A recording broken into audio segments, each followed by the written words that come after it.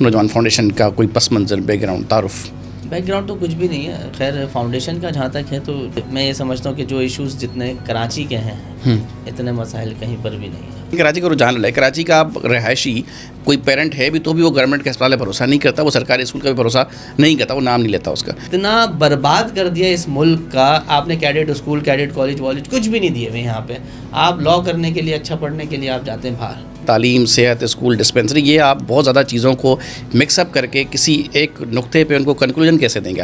تو آپ نے یہ نہیں سوچا کہ آپ نے ایک نیا پلیٹ فارم بنانے سے بہتر نہیں کہ میں کسی پلیٹ فارم پہ جا کے اپنی آواز کو مزید بہتر طریقے سے اجاگر کروں, اور یہ جو شعور ہے, جو ایڈریسی ہیں وہ زیادہ ہوں گے, کوانٹم زیادہ ملے گا, پلیٹ فارم مضبوط ملے گا. یہ کیوں نہیں سوچا آپ نے؟ کیسے؟